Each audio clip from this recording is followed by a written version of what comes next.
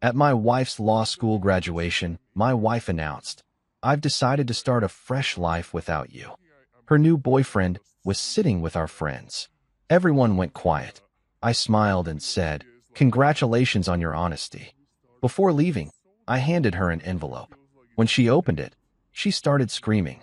You know what they say about the best laid plans of mice and men?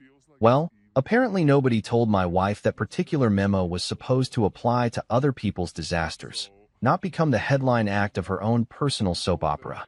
But here we are, sitting in the San Diego Civic Center on what should have been one of the proudest days of our 28-year marriage, and I'm about to get front row seats to the most spectacular public humiliation since Janet Jackson's wardrobe malfunction. The place is absolutely packed to the rafters with the usual graduation day suspects.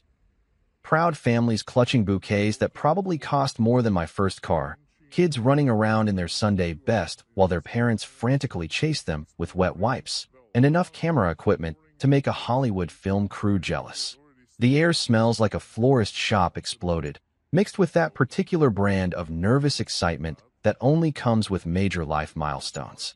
You can practically taste the anticipation, thick as San Diego marine layer fog, that I'm sitting here in the third row, wearing this navy suit that Amelia picked out for me last week. "You need to look distinguished, Sam," she'd said, adjusting my tie like I was some kind of mannequin she was dressing up for display. "This is a big day for us." Yeah, well, turns out she wasn't kidding about that part, though I'm pretty sure we had different definitions of big day in mind. The whole ceremony has been dragging on for what feels like 17 hours, but is probably closer to 2. I've watched dozens of newly minted lawyers cross that stage, each one looking like they're about to conquer the world with their briefcases and student loan debt. Their families cheer like they've just won the lottery instead of signed up for decades of crushing financial obligation. But hey, who am I to rain on their parade? Then I hear it, Dr. Amelia Hart. And despite everything that's about to happen, despite all the red flags I've been ignoring for months like a colorblind matador, my chest still swells with pride. 28 years of marriage, 5 years of law school support, countless late nights of me bringing her coffee while she studied. And here she is, finally achieving her dream. Our dream, I thought. Silly me. She walks across that stage like she owns the place, cap and gown flowing behind her like she's some kind of academic superhero. The crowd applauds politely, cameras flash, and for a split second, I actually forget about all the weird behavior, the secretive phone calls, the sudden password changes on everything from Netflix to her laptop. For just a moment, I'm back to being the proud husband who sacrificed his own ambitions to help build hers. Then she does something that's definitely not in the standard graduation ceremony playbook. Instead of taking her diploma and walking off like every other graduate, she stops at the microphone, taps it twice to make sure it's working. The feedback screech makes everyone wince, and the ceremony coordinator looks like she's about to have a stroke. "I'd like to say something," Amelia announces, her voice carrying across the entire auditorium with crystal clarity. The crowd settles into that uncomfortable silence you get when someone's clearly about to go off script in a very public way. And then she drops the bomb that turns my entire world into ground zero.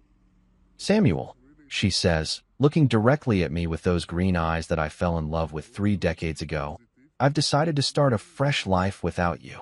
The silence that follows is so complete you could hear a pin drop in the parking lot. Then the gasps start, a wave of shocked intake of breath that ripples through the crowd like a stadium wave of pure mortification. Someone in the back literally drops their glass, and the crash echoes through the auditorium like an exclamation point on the end of my marriage. I scan the crowd, partly out of shock and partly because my brain is trying to process what just happened. And that's when I see him. Gavin Brooks, sitting there in the 4th row with what can only be described as the smuggest expression I've ever seen on a human face. 25 years old, law school pretty boy, perfectly styled hair that probably requires more product than my wife uses, and wearing a suit that costs more than most people's rent. He's sitting with our friends, Mark and Julia from next door, Stephanie from Amelia's book club, people I've known for years, and he's not even trying to hide the self-satisfied smirk spreading across his face like butter on toast. Our so-called friends are all looking anywhere, but at me, suddenly finding the floor tiles absolutely fascinating. The body language tells the whole story. They all knew. Every single one of them knew what was coming, and not one of them had the decency to give me a heads up. Thanks for that, guys. Really feeling the love. But here's the thing about being publicly humiliated in front of 300 strangers and people you thought were your friends. You've got two choices. You can crumble like a stale cookie, or you can show them exactly what you're made of. I don't crack. I don't scream. I don't even flinch. Instead, I smile. Not one of those fake, plastic smiles you give the cashier at the grocery store, but a genuine, honest-to-goodness smile that comes from somewhere deep inside. Because suddenly, everything makes perfect sense. All those late-night study sessions with Gavin. All the secretive phone calls. All the times she came home looking like she'd just won the lottery while telling me she'd been buried in law books all day. I stand up slowly, straightening my jacket and nodding like she's just told me the weather forecast. The entire auditorium is watching me like I'm a live grenade that might explode at any second. Congratulations on your honesty, I say, my voice carrying clearly through the microphone that's still picking up everything. Finally, then I reach into my jacket pocket and pull out a manila envelope. Not just any manila envelope. This particular piece of office supplies has been my faithful companion for the past 3 months, ever since I started piecing together the truth about my wife's extracurricular activities. That I walk down the aisle toward the stage, my footsteps echoing in the silence. Every eye in the place is following me, but I keep my pace steady and calm, like I'm just going up to congratulate the graduate. Which, in a way, I am. When I reach her, she's standing there frozen like a deer in headlights, probably wondering what the hell I'm doing.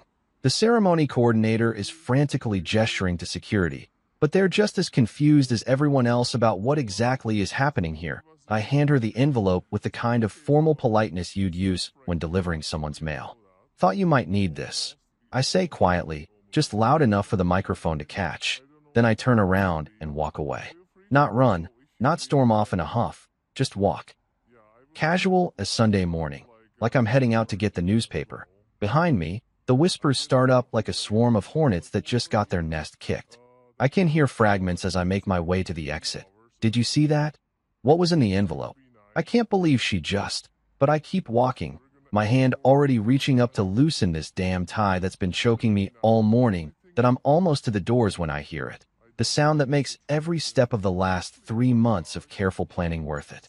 Amelia's voice, no longer amplified by the microphone, but carrying across the auditorium anyway, sharp with panic and rising toward hysteria. Samuel, what did you do? Samuel, but I don't turn around.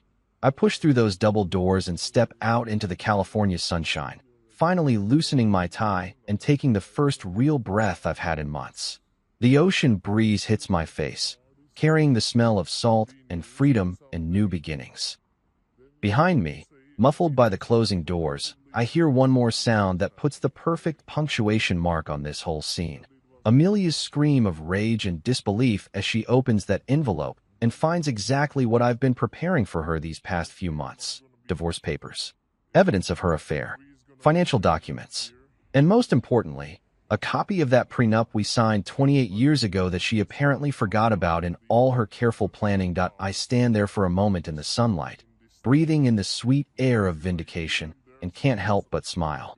Today really was a graduation day after all, just not the kind anyone was expecting. Let me back up and tell you who the hell I am, because context matters when you're watching someone's life implode in real time.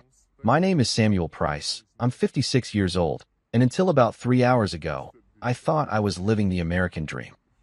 Turns out I was actually funding someone else's exit strategy, but we'll get to that delicious little detail in a minute. I spent most of my adult life as an IT consultant, which is exactly as exciting as it sounds. I was the guy companies called when their servers crashed at 2 in the morning, the digital janitor who cleaned up other people's technological messes while they slept peacefully in their beds.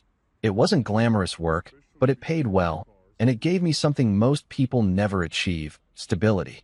Real, honest-to-God stability. That I had a sweet little condo in Mission Hills with a view that didn't suck, a healthy savings account that would have made Dave Ramsey proud, and a 5-year plan that was actually working.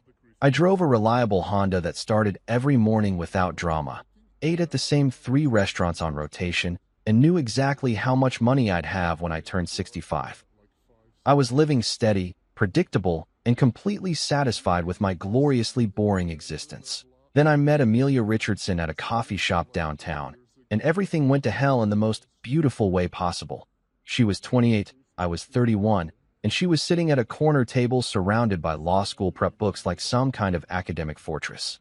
Her hair was this wild auburn mess that looked like she'd been running her hands through it for hours, and she had these intense green eyes that seemed to burn right through whatever she was reading. When she looked up and caught me staring like some kind of creepy stalker, instead of calling security, she smiled and asked if I knew anything about constitutional law. I didn't, but I sat down anyway. Within an hour, I learned that Amelia Richardson was pure, concentrated ambition wrapped up in a 5'6" package. She'd graduated from UC San Diego with a political science degree and dreams bigger than the California sky. Law school wasn't just a goal for her. It was a calling, a mission, her ticket to changing the world one case at a time. She talked about justice and equality and making a difference with the kind of passion that could power a small city. I was absolutely, completely, hopelessly smitten. We dated for 2 years, and I watched her work 3 part-time jobs while studying for the LSAT, surviving on coffee and determination and about 4 hours of sleep a night. She was magnificent and exhausting and completely broke, living in a studio apartment that was smaller than most people's closets and eating ramen noodles like they were a food group. When she got accepted to law school, I proposed. Not because I felt like I had to, but because I couldn't imagine a future that didn't include watching her conquer the legal world. She said yes while crying over her acceptance letter, and I thought I was the luckiest bastard in California. That's when I made the first of many financial decisions that seemed brilliant at the time and look absolutely insane in hindsight. I sold my condo, my beautiful, paid-off condo with the view and the equity and the stability, and used the money to pay for her first year of law school tuition. It's an investment in our future, I told myself, and I meant every word. Law school tuition, it turns out, is basically legalized robbery.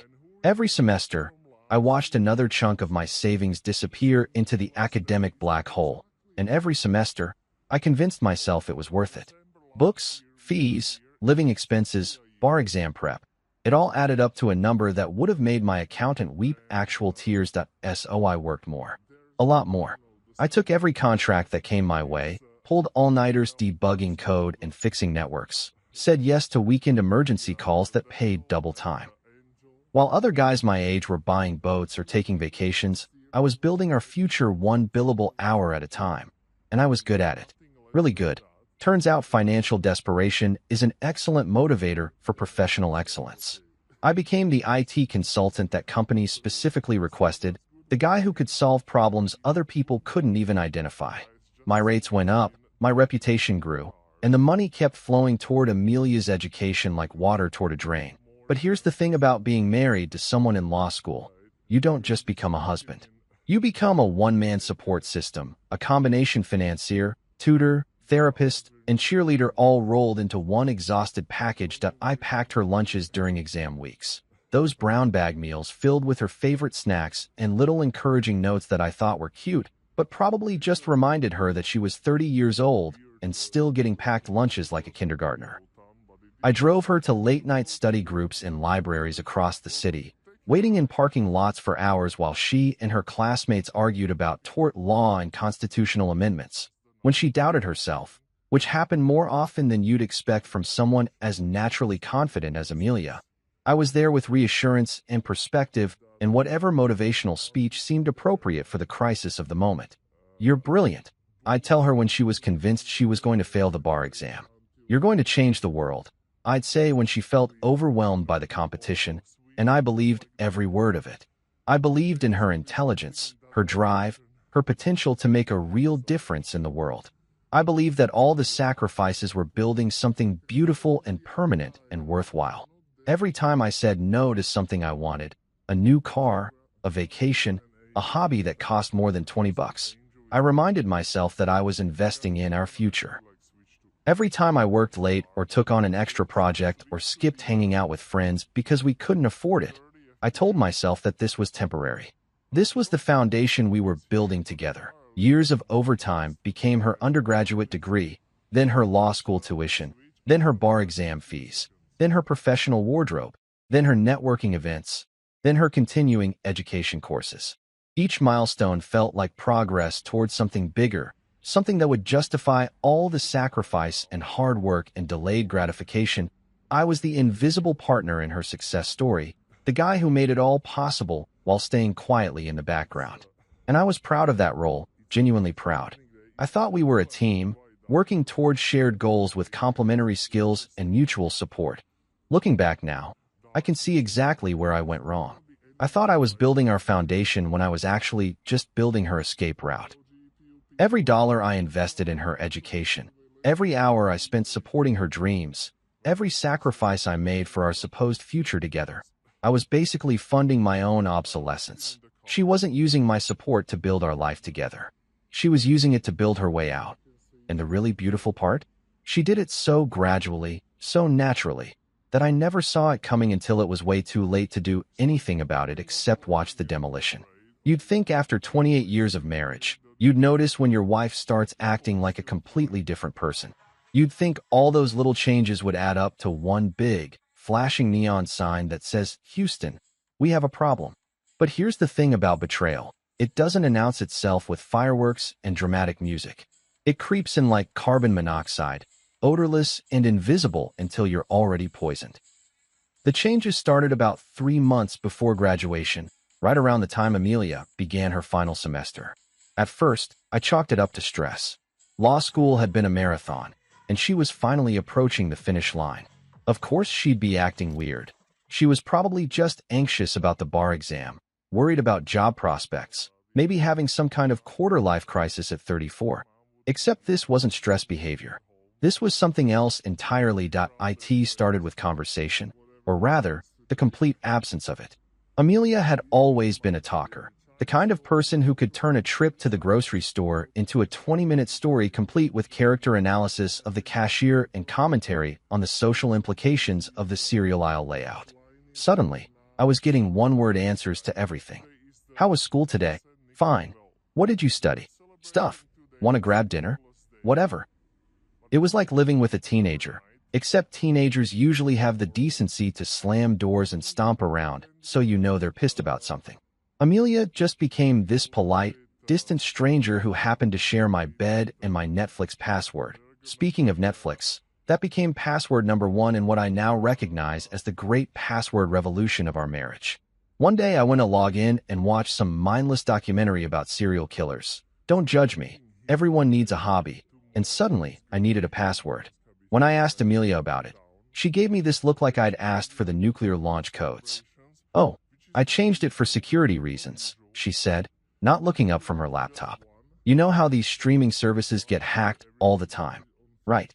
Because clearly, the international hackers were dying to break into our account and steal our viewing history of cooking shows and true crime documentaries."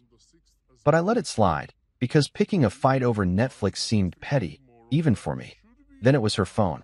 Amelia had never been secretive about her phone before. It usually sat on the counter while she cooked, face up and unlocked, buzzing with text messages from study groups and reminders about assignments. Suddenly, it was glued to her hand like some kind of electronic appendage, always face down, always locked, always just out of reach. She started taking it with her everywhere, and I mean everywhere. Bathroom trips that used to take 2 minutes now lasted 15. Showers became extended spa experiences where she'd emerge looking refreshed and immediately reach for her phone like she was checking the stock market or waiting for news about a national emergency. The laptop got the same treatment. For 5 years, I'd been her unofficial tech support, helping her format papers and troubleshoot printer issues and explain why her computer was running slowly, usually because she had 47 browser tabs open simultaneously. Suddenly, passwords appeared on everything: her laptop, her tablet, even her email accounts that I'd helped her set up in the first place. "Privacy is important," she explained when I mentioned the sudden Fort Knox level of digital security. "Everyone says lawyers need to be extra careful about electronic security." Sure, because every first-year law student is clearly dealing with state secrets and classified information that requires CI-level protection protocols. But the real kicker was the schedule changes. For 3 years, we'd had date nights every Friday. Nothing fancy, dinner at our usual spots, maybe a movie, sometimes just a long walk around the neighborhood followed by wine and conversation on the couch. It was our thing, our weekly check-in with each other, our reminder that we were still a couple despite the chaos of law school. Suddenly, Friday nights were study group nights. Every single Friday, without exception.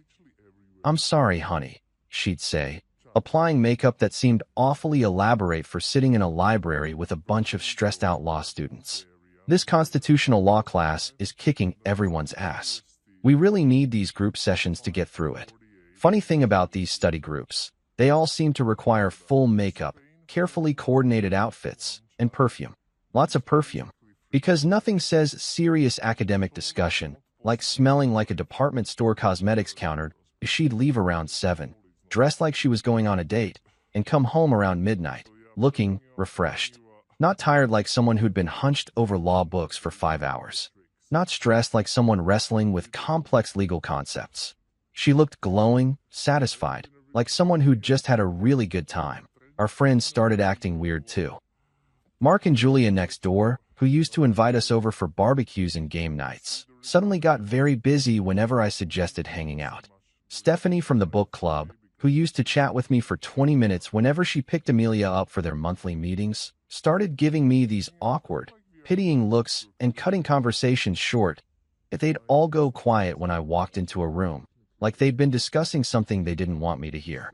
Conversations would die mid-sentence, followed by uncomfortable silence and sudden intense interest in their drinks or their phones or the fascinating patterns in my living room carpet.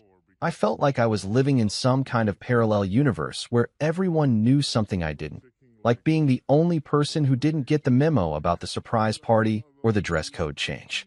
Except instead of feeling left out, I felt like I was slowly going insane. The breaking point came on a Thursday night in February. Amelia had gone to bed early, claiming exhaustion from another brutal study session, and left her iPad on the kitchen counter, just sitting there, unlocked, like a gift from the gods of marital detective work. That I told myself I was just going to check the weather, maybe browse some news articles. Definitely not snoop through my wife's personal messages like some kind of paranoid stalker. But curiosity has a way of overriding good intentions, especially when you've been feeling like a stranger in your own marriage for months. That's when I found them. Messages between Amelia and someone named Gavin Brooks. Messages that made my blood run cold and my hands shake and my entire world tilt sideways like a carnival ride gone wrong. Flirty messages. Planning messages. Hotel reservation confirmations. And worst of all, messages where they laughed about me like I was some kind of joke they shared, some pathetic figure they were deceiving for their own entertainment. "He has no idea," one message read. "Just a little longer, and we'll be free." Another one. "Poor Sam. He's so trusting. Almost feel bad for him. Almost." And my personal favorite. "Can't wait to see his face when he finds out. Think he'll cry."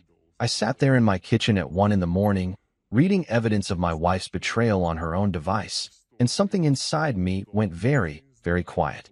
Not angry. Anger would come later. Not hurt. That would hit me in waves over the following weeks. Just quiet. Like the moment right before a storm when all the birds stop singing and the air goes still. That's when I realized that betrayal isn't a sudden storm that hits without warning. It's a slow, careful flood that rises inch by inch until you're drowning in your own living room. You know what they don't teach you in those self-help books about surviving infidelity? They don't tell you that the moment you discover your spouse is cheating, you have about 30 seconds to make a decision that will determine whether you end up as the victim or the victor in this little drama. Most people choose poorly. They scream, they cry, they confront, they throw things, they post angry Facebook rants that their friends screenshot and share for years afterward. Dummy. I chose patience and documentation. Lots and lots of documentation. That night, sitting in my kitchen staring at my wife's iPad like it had just revealed the secrets of the universe, I made a decision that probably saved my financial ass and what was left of my dignity. Instead of marching upstairs and confronting Amelia with the evidence like some kind of righteous warrior, I did something much more dangerous. I started taking screenshots. Every message, every photo, every hotel confirmation and restaurant receipt, and cute little inside joke at my expense. I copied it all, saved it to a cloud account she didn't know existed, and then very carefully put her iPad back exactly where I'd found it. Then I went to bed and lay there next to my cheating wife, listening to her breathe, and started planning. The next morning, I called in a personal day and drove downtown to meet with James Herrera, a divorce attorney whose name I'd gotten from a guy at work who'd been through his own marital apocalypse a few years back. He's expensive, Tony had warned me, but he's absolutely ruthless when it comes to protecting his clients. If you want to walk away with your dignity and your bank account intact, James is your guy. James Herrera's office looks exactly like what you'd expect from a lawyer who specializes in high-stakes divorces. Lots of dark wood, leather chairs that probably cost more than my car, and law books arranged with the kind of precision that suggests someone who doesn't leave anything to chance. The man himself was probably in his early 50s, perfectly groomed in that way that screams, "I bill $400 an hour, and I'm worth every penny." I walked in there expecting to tell my sob story to someone who'd heard it all before and would pat me on the head and send me home with a pamphlet about the stages of grief. Instead, I found myself face to face with a legal predator who smelled blood in the water and liked what he was smelling. "Show me everything," was the first thing he said after I gave him the basic outline of my situation.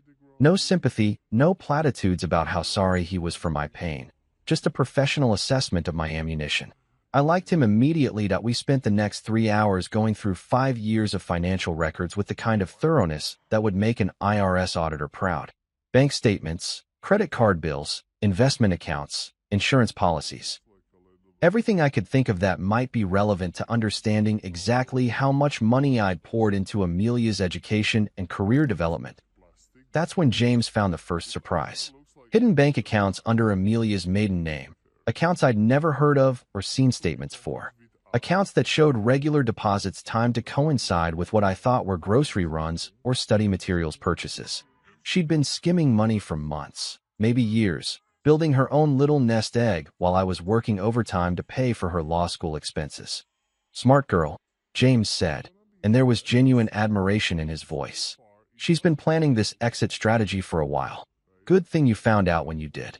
But here's where Amelia's cleverness ran into a brick wall of my own paranoia from 28 years ago. When we got married, I'd insisted on a prenup.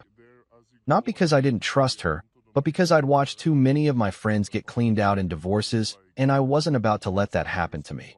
Amelia had fought it at first, claiming it showed I didn't really believe in our marriage, but I'd held firm. "It's just business," I told her.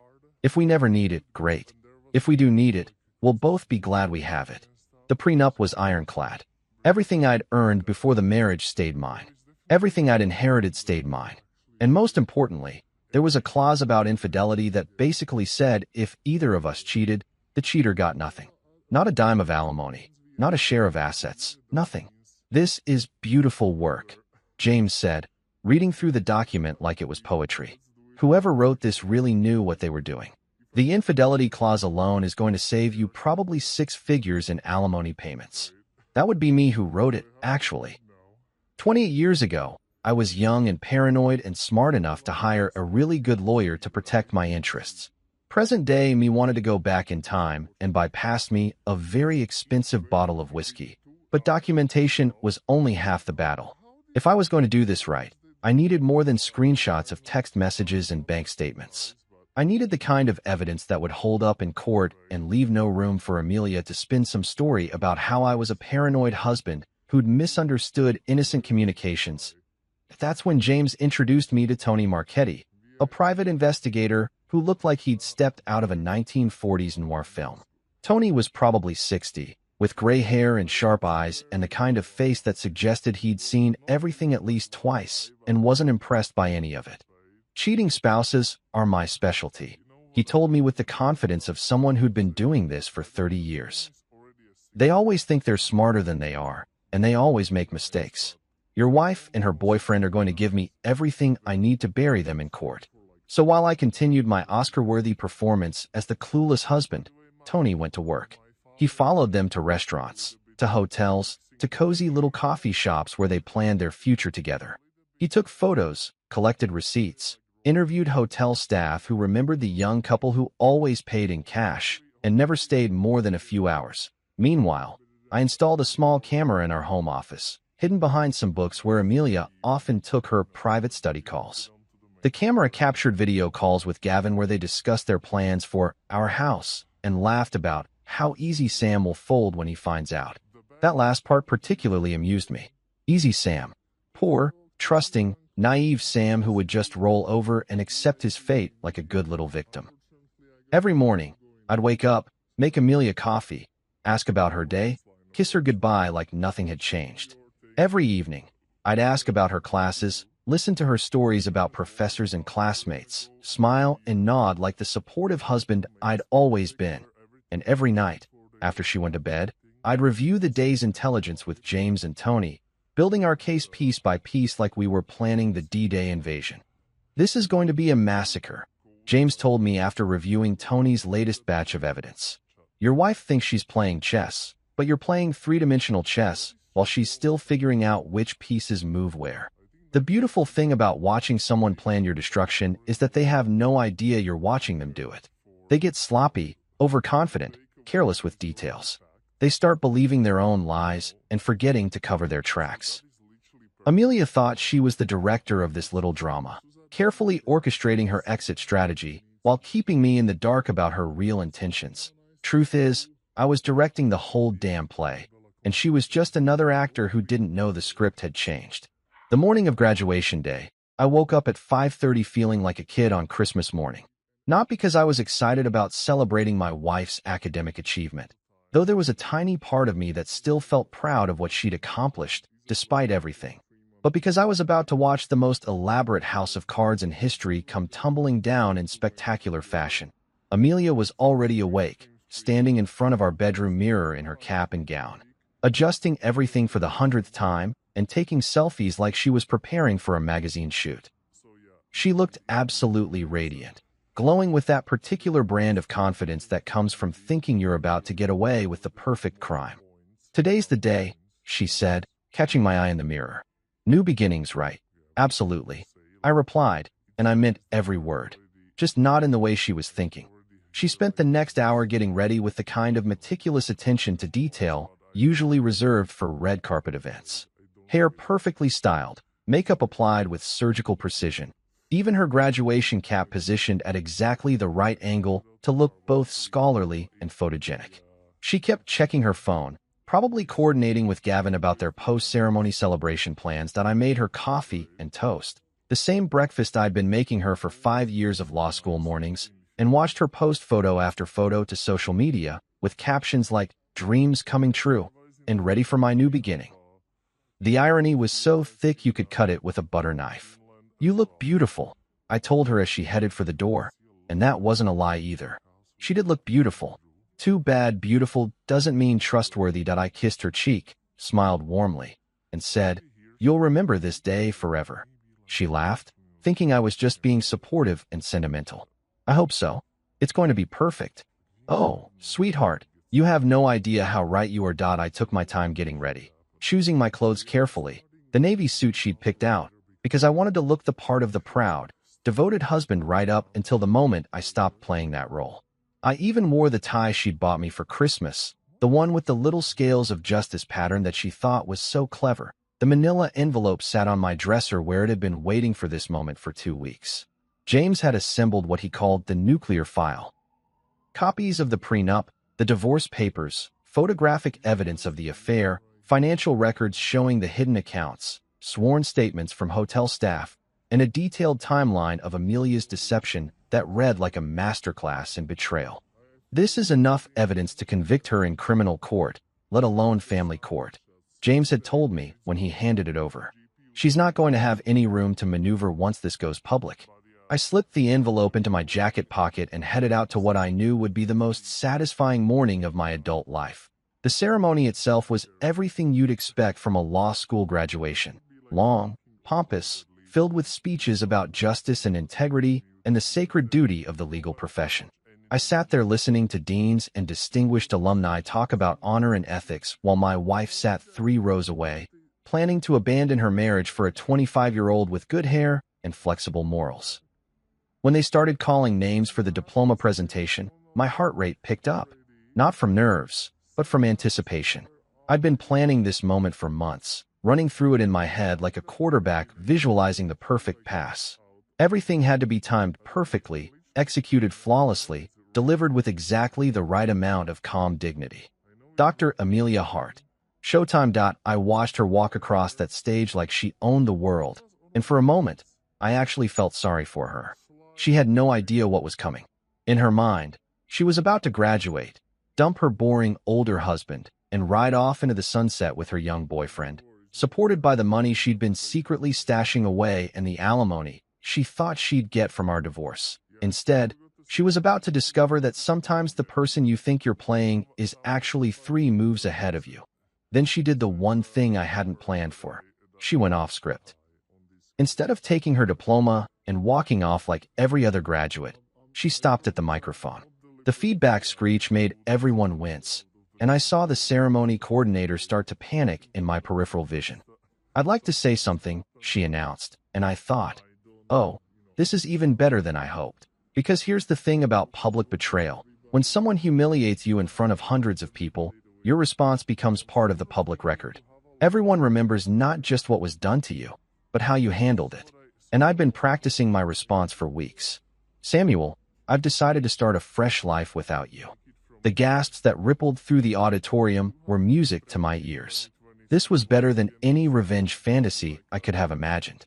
She'd just publicly announced her betrayal in front of 300 witnesses, including judges, lawyers, and law professors who would remember this moment for years. That I took a deep breath, stood up slowly, and smiled.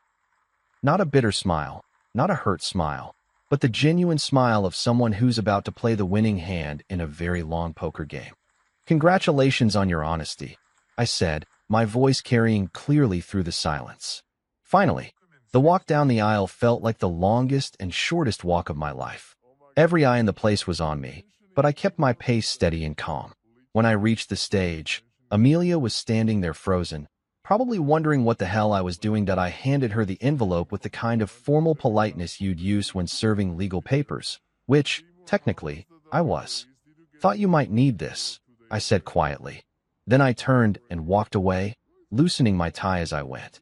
Behind me, I could hear the whispers starting, that electric buzz of 300 people trying to process what they'd just witnessed. That I was almost to the exit when I heard the sound I'd been waiting months to hear. Amelia's voice, sharp with panic and confusion, calling my name like she could somehow undo what had just happened, but I didn't turn around. I pushed through those doors and stepped into the California sunshine, breathing in the sweet air of freedom and vindication. Behind me, muffled by the closing doors, came the sound that made every moment of planning and patience worth it. Amelia's scream of rage and disbelief as she opened that envelope and discovered that her perfect plan had just become her perfect nightmare. That I stood there in the parking lot for a moment, enjoying the sunshine and the silence and the knowledge that somewhere behind me, the woman who thought she was so clever was learning exactly how expensive betrayal could be. Then I got in my car, drove straight to O'Malley's pub, ordered a bourbon, and waited for my phone to start ringing. You know what's beautiful about a well-executed plan? It's not just the moment of impact. Though that graduation ceremony mic drop was pretty damn satisfying, it's watching all the carefully arranged dominoes fall in perfect sequence afterward. Because here's the thing about betrayal. It's like a house built on quicksand. Once the foundation starts shifting, everything comes down fast. That I was sitting at O'Malley's pub, nursing my second bourbon and watching ESPN on the big screen, when my phone started buzzing like an angry wasp. The first call was from Mark, my next-door neighbor, probably wondering what the hell had just happened at graduation. I let it go to voicemail. The second call was from Julia, Mark's wife. Also ignored. The third call was from a number I didn't recognize, but I had a pretty good idea who it might be. By the time my phone rang for the fourth time, I was starting to enjoy myself. There's something deeply satisfying about being completely unreachable when people desperately need to reach you, especially when those people have spent months lying to your face and participating in your public humiliation. Around 6 o'clock, when I was contemplating whether to order food or just make bourbon my dinner, Serena Martinez called. Serena was Amelia's oldest friend, someone I'd known since college, and unlike our other so-called friends, she'd never been part of the conspiracy. If anyone was going to give me the straight story about the aftermath, it would be her. "Sam," she said when I answered, and I could hear the exhaustion in her voice. "Jesus Christ, what did you do to her?" "Nothing she didn't do to herself," I replied, signaling the bartender for another drink. "I just provided some clarity to the situation." She's been calling me for 3 hours, hysterical. She's saying you ruined everything, that you destroyed her life out of spite. I laughed, and it wasn't a nice sound. Funny how quickly starting a fresh life becomes destroying her life when reality sets in. What exactly did I ruin, Serena? Her plan to take my money and run off with her boyfriend. There was a long pause. You knew about Gavin? I've known about Gavin for months. I've also known about the secret bank accounts, the hotel receipts, and the charming text messages where they both laughed about what an easy mark I was going to be. Oh shit. Yeah, oh shit. So tell me, what's the current situation over there in Paradise? Serena sighed heavily. It's a mess, Sam. A complete disaster. Apparently, Amelia had been telling Gavin that the divorce was going to be amicable, that you'd agreed to give her the house and a generous settlement. She'd been making promises about their future together based on money she thought she was going to get from you. This was even better than I'd hoped. And now he's freaking out because his dreams of playing house in Mission Hills just evaporated. The bank accounts are frozen. How did you manage that so fast? Turns out when you have documented evidence of financial fraud, judges move pretty quickly on asset protection orders.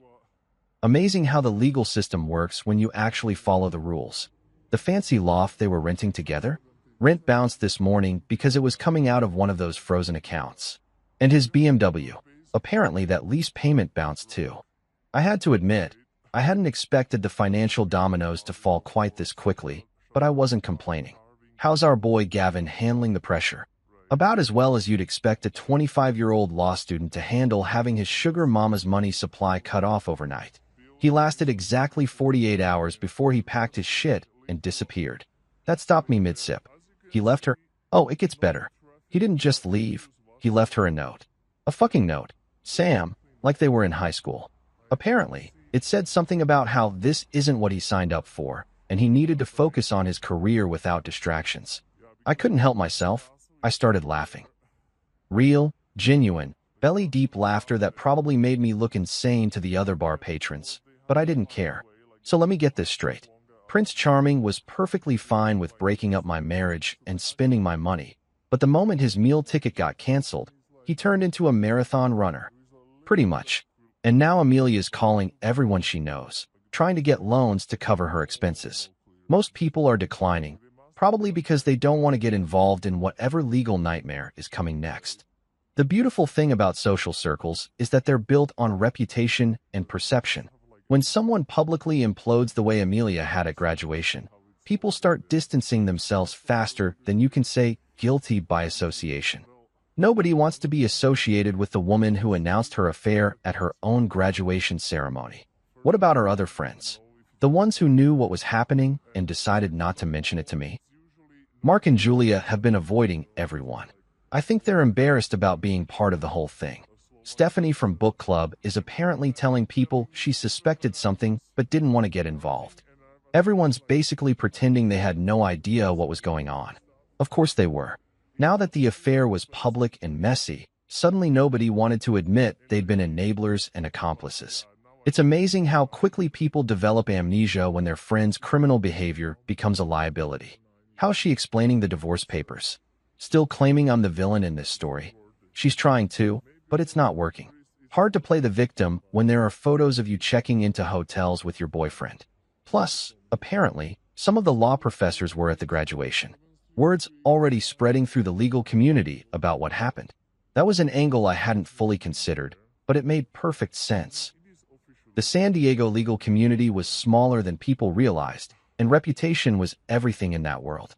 Judges talked to lawyers, lawyers talked to professors, professors talked to students. By next week, everyone in the local legal scene would know exactly what Amelia Hart had done and how it had blown up in her face. Is she still planning to take the bar exam? As far as I know, but I'm not sure how much good it's going to do her. A couple of firms that were supposedly interested in interviewing her have already canceled. Apparently, being known as the woman who announced her affair at her own graduation ceremony isn't the kind of publicity law firms are looking for. I finished my bourbon and contemplated the beautiful symmetry of it all. Amelia had spent 5 years building her reputation in the legal community, networking with professors and classmates, positioning herself for a successful career. and she destroyed all of it in about 30 seconds at a microphone, thinking she was making some kind of grand gesture of independence. Serena, can I ask you something? Sure. Did you know? About the affair, I mean. Another long pause. I suspected something was going on, but I didn't know for sure until today. And honestly, Sam, even if I had known, I'm not sure I would have told you. It's not my place to get involved in other people's marriages. I appreciate the honesty. For what it's worth, I think she's an idiot. You were a good husband to her, and she threw it away for some kid who ran the moment things got complicated. Yeah, well, sometimes people show you exactly who they are when they think nobody's watching. I just made sure everybody was watching when she did it.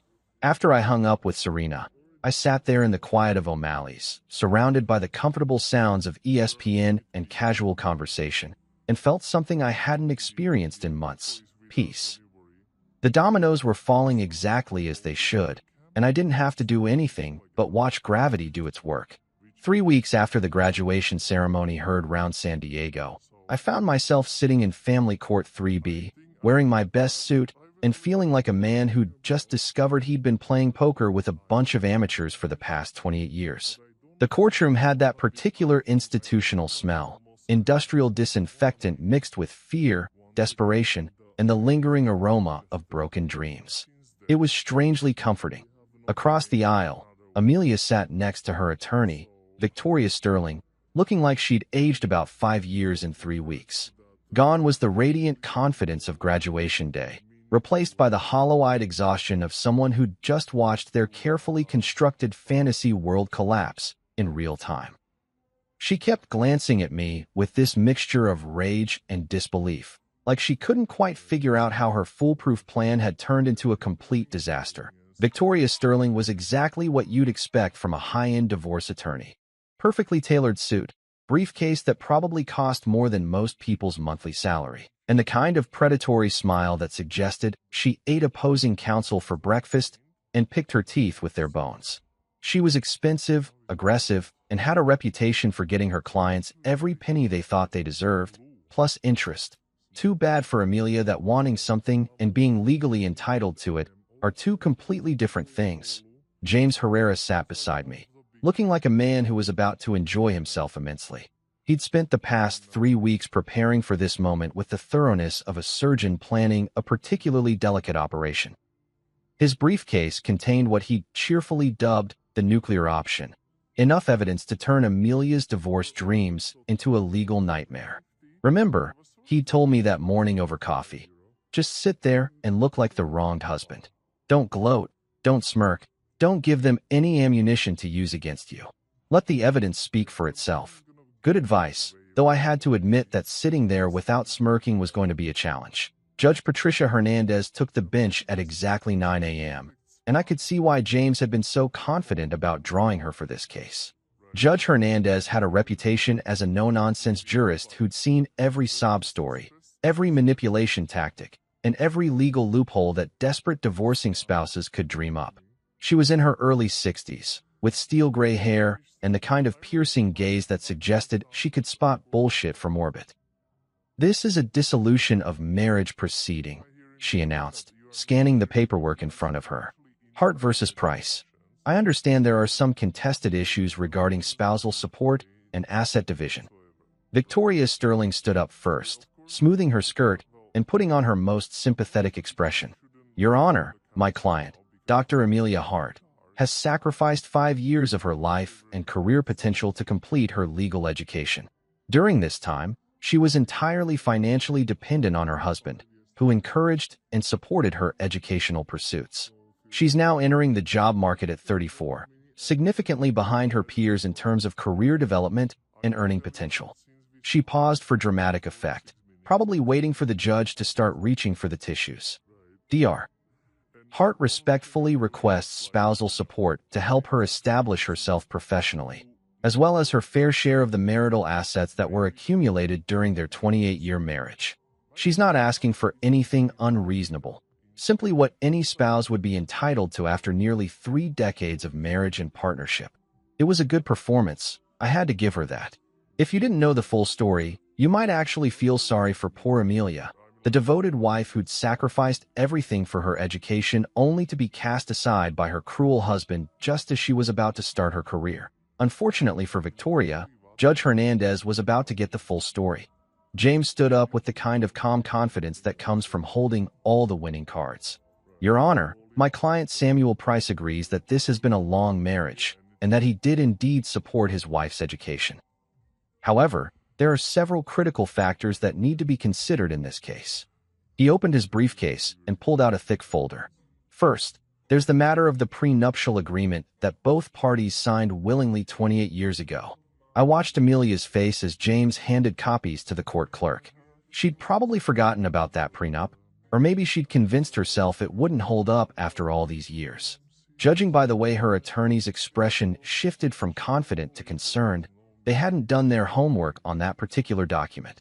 Your Honor, James continued, this prenuptial agreement specifically addresses the issue of spousal support in the event of marital misconduct. According to Section 7, subsection C, any spouse who commits adultery during the marriage forfeits all rights to spousal support and is entitled only to assets they brought into the marriage or acquired independently. Judge Hernandez was reading through the prenup with the kind of attention that suggested she was impressed by the thoroughness of the document. This appears to be properly executed and notarized. Mrs. Sterling, do you have any objection to the validity of this agreement? Victoria Sterling looked like she'd just swallowed something unpleasant. Your Honor, we weren't aware that adultery was being alleged in this case. Oh, but it is, James said with what I can only describe as barely contained glee. Your Honor, I'd like to present Exhibit A. What followed was 20 minutes of the most thorough character assassination I'd ever witnessed, and I was just a spectator. James methodically walked through the evidence: hotel receipts, text messages, photographs, sworn statements from hotel staff, bank records showing the secret accounts, and the timeline that showed Amelia had been planning her exit strategy for months. The piece de resistance was the recording from our home office, where Amelia and Gavin discussed their plans for our house and laughed about how easy Sam will fold. Judge Hernandez listened to that recording with the kind of expression that suggested she was mentally calculating exactly how much trouble Amelia was in. Your Honor, Victoria Sterling said desperately, even if adultery did occur, the prenuptial agreement is nearly 3 decades old. Surely the court has discretion to. The prenuptial agreement, Judge Hernandez interrupted, includes a specific clause stating that it remains in full effect regardless of the length of the marriage. It also includes an annual review provision that both parties acknowledged and waived every year for 28 years. She looked directly at Amelia. Mrs. Hart, you signed a waiver as recently as last January acknowledging the continued validity of this agreement. I remembered that waiver. It had been part of our annual tax preparation routine for years. Just another piece of paperwork that Amelia signed without really reading, probably because she never thought she'd need to worry about it. Judge Hernandez set down the prenup and picked up the evidence folder. Furthermore, the evidence presented shows a clear pattern of financial deception and marital misconduct. The defendant established secret accounts, misrepresented expenses, and engaged in a long-term extramarital relationship while being financially supported by the plaintiff. She looked up at Amelia with the kind of expression that made it clear the sympathy well had run completely dry. This court does not reward deception and betrayal. The prenuptial agreement is valid and enforceable. Mrs. Hart is entitled to no spousal support. Mr. Price retains all assets acquired during the marriage, as specified in the agreement. The marital residence remains in Mr. Price's sole ownership, as it was never transferred to joint ownership. The gavel came down with a sound like a gunshot. The prenuptial agreement stands. Motion for spousal support is denied. Mr. Price is awarded his requested relief. I watched Amelia's face crumble as 28 years of marriage and 5 years of law school planning turned into exactly nothing. Victoria Sterling was already whispering about appeals, but we both knew there was no appeal from stupidity. For 28 years, Amelia thought she'd outgrown me, that she'd eventually become successful enough to not need me anymore. Instead, she'd just outgrown her luck. Here's something they don't teach you in law school. The legal profession is basically a small town wearing a fancy suit. Everyone knows everyone. Everyone talks to everyone. and nothing stays secret for longer than it takes to brew a pot of coffee. Amelia was about to learn this lesson the hard way, and I had front row seats to what was shaping up to be the most spectacular professional self-destruction in San Diego legal history. The first domino fell exactly 4 days after our court hearing. My buddy Rick Gonzalez, who sells legal software to law firms across Southern California, called me up laughing so hard he could barely get the words out. "Sam, you're not going to believe this," he wheezed between fits of laughter. "I was at Morrison & Associates yesterday, installing their new case management system, when I overheard the partners talking about some new graduate who'd completely torched her reputation before she even took the bar exam." "Really?"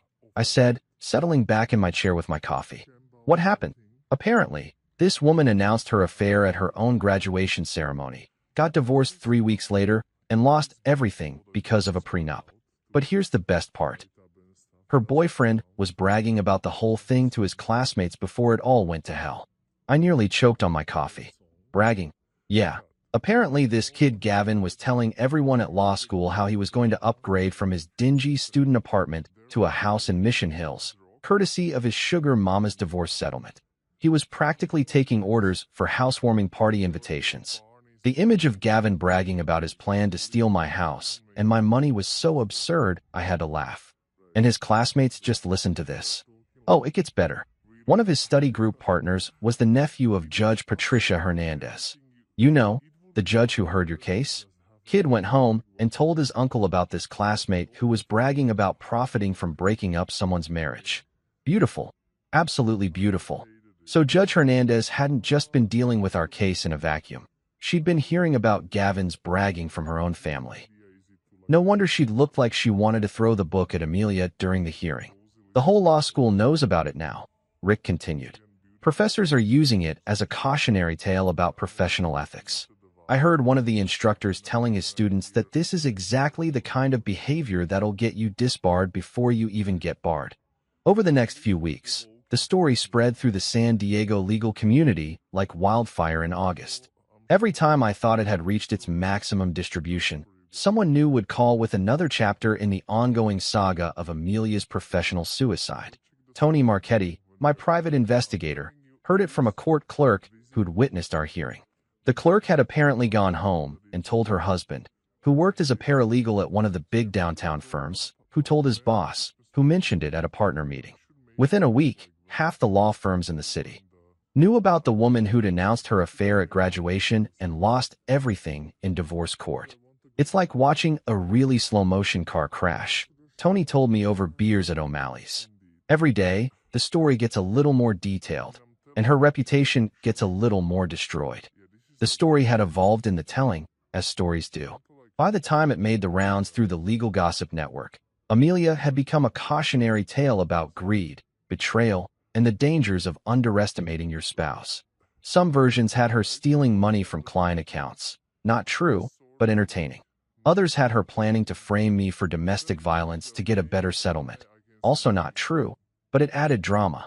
The truth was damaging enough, but the embellished versions were career-killing. Meanwhile, Gavin's reputation was undergoing its own spectacular collapse. His residency director at the law clinic where he worked part-time pulled him aside for what Rick heard was a very serious conversation about professional ethics and the appearance of impropriety. Apparently, bragging about profiting from adultery wasn't the kind of character reference that impressed potential employers. "The kid's basically radioactive now," Rick told me. "Nobody wants to hire someone who's known for breaking up marriages for money. Firms are worried about liability, about what their clients might think if they found out their lawyer was famous for being a homewrecker." The irony was delicious.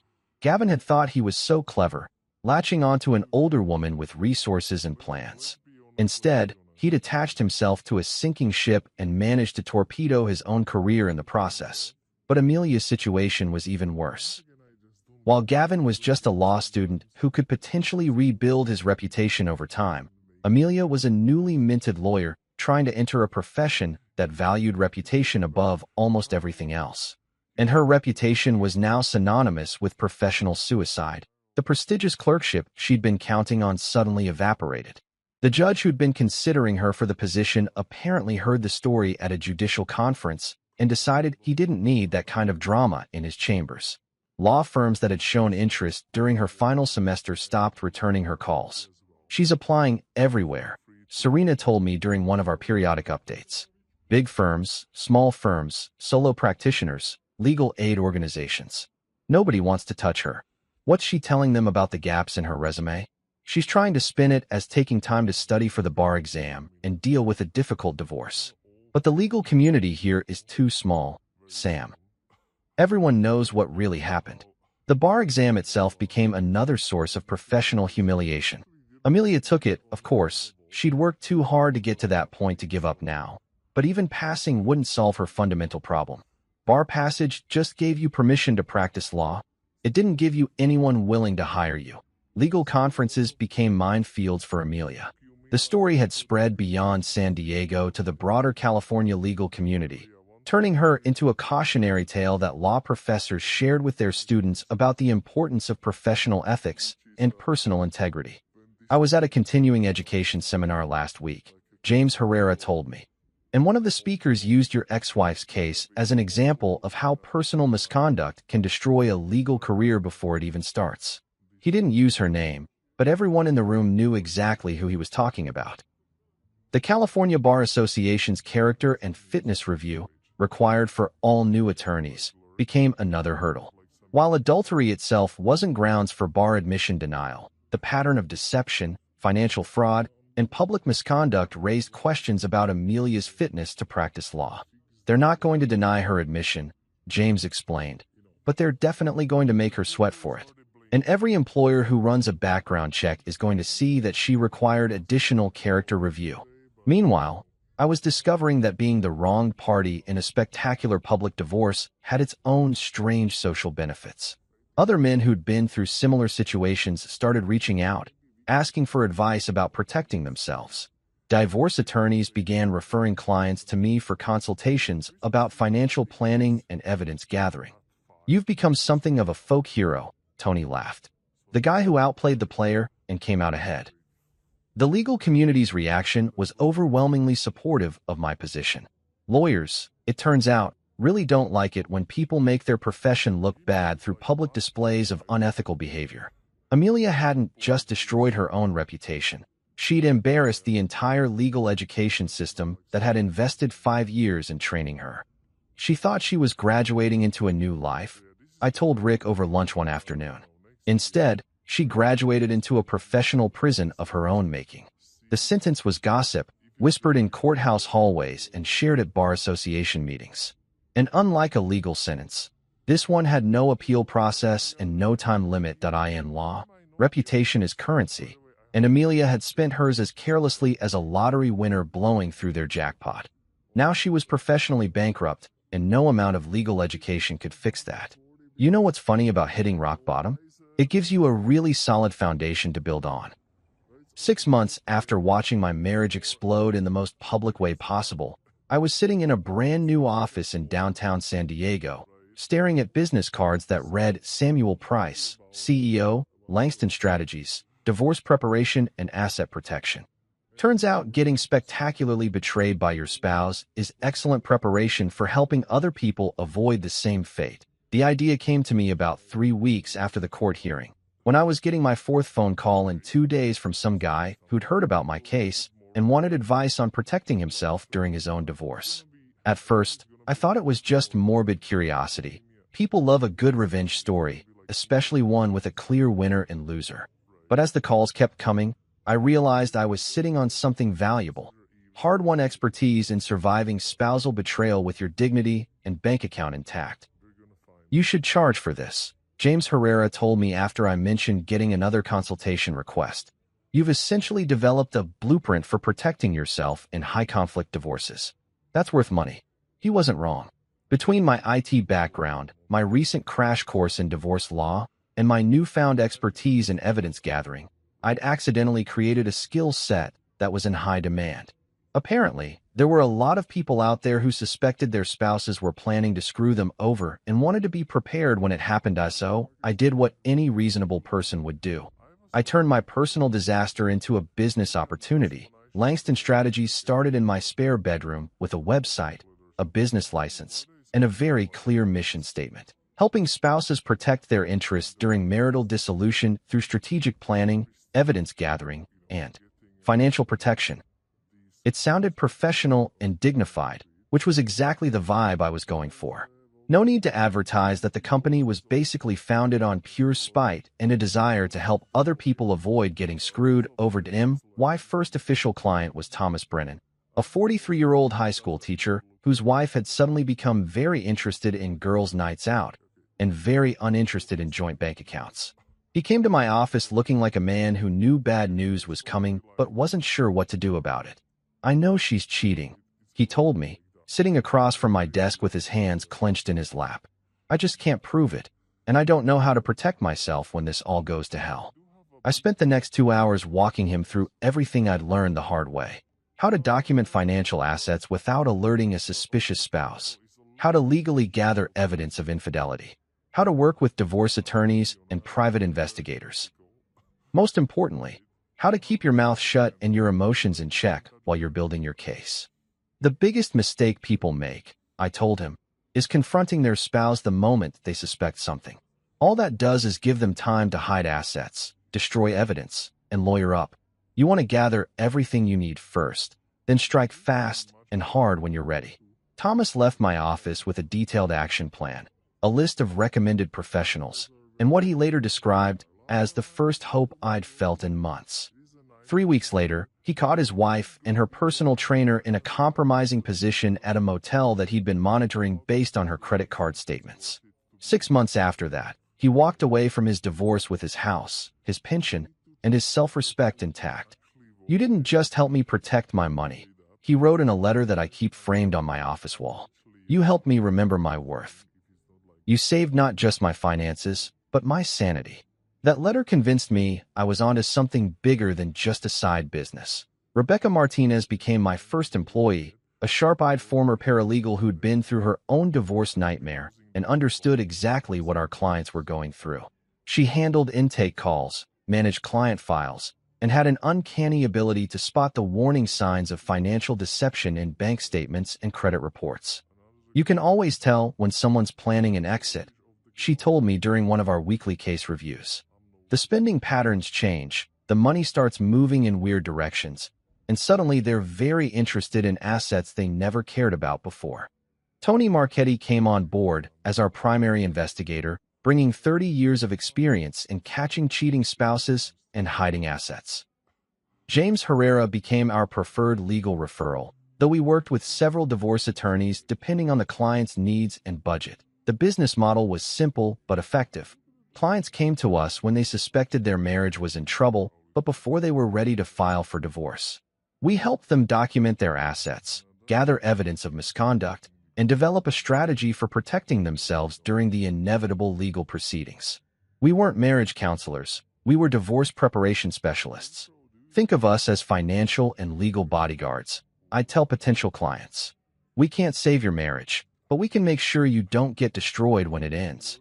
Word of mouth was our best advertising.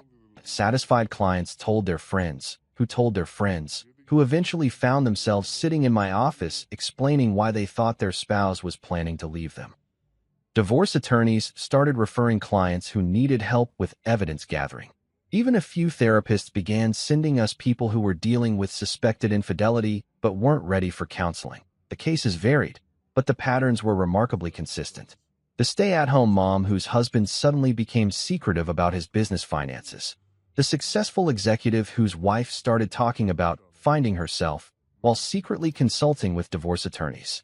The small business owner whose partner was slowly draining their joint accounts while planning an exit strategy. Each case taught me something new about the psychology of betrayal and the mechanics of marital deception. I learned to recognize the warning signs that most people missed or chose to ignore. The subtle changes in spending patterns that indicated hidden accounts. The communication behaviors that suggested emotional or physical infidelity. The legal maneuvers that cheating spouses use to try to gain advantage in divorce proceedings. "You've become like a divorce whisperer," Rebecca laughed during one particularly busy week when we'd taken on 5 new cases. "People come in here panicked and confused, and you somehow make sense of their chaos." It wasn't magic. It was pattern recognition combined with hard-won experience. I'd been through the worst-case scenario and come out ahead, which gave me credibility that no amount of academic training could provide. When I told clients that I understood what they were going through, they believed me because I'd been exactly where they were. The business grew steadily over the first year. We moved from my spare bedroom to a small office downtown, then to a larger space when we needed room for Rebecca's expanding case files and Tony's surveillance equipment. Our client base included teachers, engineers, doctors, small business owners, and even a few lawyers who were smart enough to recognize that they needed help outside their area of expertise. The irony, I told James over drinks one evening, is that Amelia's betrayal was the best thing that ever happened to my career. I never would have discovered this if she hadn't tried to screw me over. Sometimes the universe has a sense of humor, he replied.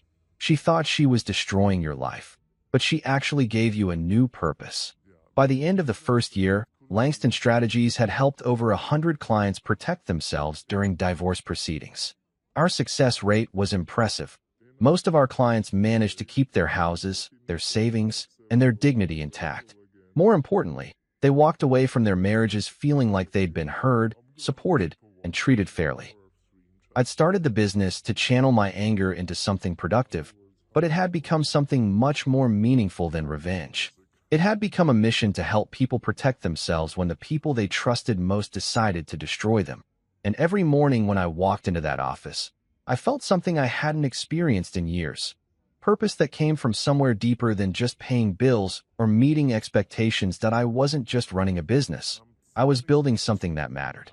6 months later, I'm sitting at my corner table at Maria's Cafe on the cliffs of La Jolla, watching the morning sun turn the Pacific Ocean into liquid gold while I read emails from clients whose lives I've helped save. The coffee is strong. The ocean breeze carries the smell of salt and possibility. And for the first time in years, I actually know who I am when I look in the mirror. This has become my morning routine. Coffee with Maria, who always saves me the table by the window because she says I'm her most reliable customer, emails from grateful clients, and a few minutes of just breathing in the fact that I'm exactly where I'm supposed to be. It's a far cry from the frantic mornings of my marriage, when I'd gulp coffee while running around getting ready for another day of working overtime to fund someone else's dreams. The man I was 6 months ago seems like a stranger now, measuring his worth by his wife's achievements, believing that love meant endless sacrifice without question, convinced that being a good husband meant disappearing into someone else's ambitions. That guy was so busy building Amelia's foundation that he forgot to check whether she was actually planning to include him in the structure. This morning's email batch includes a note from Sarah Chun, a software engineer whose husband had been slowly draining their joint accounts while telling her he was investing in cryptocurrency. We'd helped her document the transfers, freeze the accounts, and discover that his investments were actually funding his girlfriend's startup business. Sarah's divorce finalized last week, and she kept her house, her retirement savings, and her stock options. Sam, her email reads, I wanted you to know that I got the promotion I'd been working toward for 3 years. My ex used to tell me I wasn't ambitious enough, that I'd never advance without his guidance and connections. Turns out I just needed him out of the way so I could succeed on my own terms. Thank you for helping me remember that I was complete before he came along, and I'm still complete now that he's gone. Then there's an update from Marcus Rodriguez, a small business owner whose wife had been systematically stealing from their company accounts while planning her exit. We'd helped him install monitoring software that caught her in the act and provided evidence that saved his business and his livelihood. 6 months ago, I thought I was going to lose everything I'd worked 20 years to build, Marcus writes. Today, my business is thriving, my kids are happy, and I'm dating someone who actually appreciates what I've accomplished instead of trying to tear it down. You didn't just save my finances, you saved my future. These emails have become my favorite part of the morning, better than any newspaper or social media feed. Each one represents someone who refused to be destroyed by betrayal, someone who chose to fight back intelligently instead of just accepting their fate. They remind me why I built Langston Strategies and why I get up every morning excited about the work ahead. My phone buzzes with a text from Rebecca. New client consultation at 10 a.m. Doctor whose husband is suddenly very interested in their investment accounts. Sounds familiar. I smile and finish my coffee. Another person who suspects they're being set up for destruction. Another chance to level the playing field before the real battle begins. As I walk back to my car, I can't help thinking about how different this all could have been. If Amelia had been smarter about her deception, if she'd been more careful with her digital footprints, if she hadn't been quite so arrogant about her plan, she might have succeeded in taking me for everything I was worth. I'd be the one struggling to rebuild my life while she and Gavin enjoyed the fruits of my 28 years of labor. Instead, I'm the one who emerged stronger, wiser, and more purposeful than I'd ever been in my marriage. I'm running a business that matters, helping people protect themselves from exactly the kind of betrayal I survived. My bank account is healthy, my reputation is solid, and my conscience is clear. Amelia, on the other hand, is apparently working as a contract attorney for small firms that can't afford to be too picky about their employees' reputations. According to Serena's latest update, she's living in a studio apartment in Hillcrest, driving a 10-year-old Honda, and still trying to rebuild her professional credibility. Gavin transferred to a law school in Arizona, presumably to escape the reputation damage he'd inflicted on himself here in San Diego. That I don't take pleasure in their struggles. Well, maybe a little pleasure. I'm only human. But mostly, I just feel grateful that their betrayal led me to this life instead of destroying me. They thought they were writing my ending, but they were actually writing my beginning. The drive back to the office takes me through Mission Hills, past the house where I spent 28 years thinking I was building a shared future. The new owners have painted it a different color and redone the landscaping, erasing the last visual traces of my marriage. It looks good, actually, brighter and more welcoming than it ever did when I lived there. I don't miss it, which surprised me at first. I thought I'd drive by and feel nostalgic or sad about all the memories contained in those walls. Instead, I feel relieved. That house represented a version of myself that was fundamentally incomplete, a man who needed someone else's dreams to give his life meaning. The office is already busy when I arrive. Rebecca is on the phone with a potential client, walking them through our services with the patience and understanding that makes her so good at this job. Tony is reviewing surveillance photos from a case involving a cheating spouse who thinks they're being clever about their hotel meetings. James is in the conference room with one of our clients, preparing for a divorce hearing where our evidence is going to demolish the opposing party's case. This is what victory looks like. Not revenge, though there was definitely some satisfaction in watching Amelia's plan backfire so spectacularly, but purpose. Work that matters. People who depend on you for the right reasons. Success that you've earned through your own intelligence and effort, not borrowed from someone else's achievements. My 10 o'clock consultation turns out to be Dr. Jennifer Walsh, a cardiologist whose investment banker husband has suddenly become very secretive about their portfolio performance. She sits across from my desk with the same expression I remember from my own face 6 months ago. The look of someone who knows bad news is coming but doesn't know how to prepare for it. I think he's been moving money around, she tells me, her voice tight with the kind of control that comes from years of delivering difficult news to patients' families. Our financial advisor won't return my calls, and David keeps telling me not to worry about investments because that's his area of expertise. I spend the next hour walking her through the same process I've used with dozens of clients, explaining how to document assets, gather evidence, and protect herself legally. But more than that, I help her understand that suspecting betrayal doesn't make her paranoid or vindictive, it makes her smart. The hardest part, I tell her as our meeting winds down, isn't dealing with the betrayal itself. It's learning to trust your instincts again after someone you loved spent months or years convincing you that your perceptions were wrong. She nods, and I can see some of the tension leave her shoulders. I keep thinking I'm overreacting, that I'm being unfair to him. Dr. Walsh, in your medical practice, when you see symptoms that suggest a serious condition, do you ignore them because you don't want to upset the patient? Or do you run tests to confirm or rule out your suspicions? I run tests. Exactly. That's all we're doing here. Running tests to confirm or rule out your suspicions about your marriage. If you're wrong, you'll have peace of mind and a better understanding of your finances. If you're right, you'll be prepared to protect yourself. She leaves my office with a detailed action plan and the phone numbers of our trusted professionals. In 3 weeks, she'll probably be back with evidence that confirms her worst fears. But she'll also be ready to handle it like the strong, intelligent woman she is, instead of the victim her husband thinks she'll be. That's what I've learned in the past 6 months. Graduation isn't about getting a diploma or reaching some predetermined milestone. Real graduation is about learning who you are when everything you thought you knew about your life turns out to be wrong. Amelia got her law degree, but I got something more valuable. I graduated from being someone who lived through other people's dreams into someone who builds his own reality. And unlike her diploma, that's something nobody can ever take away from me.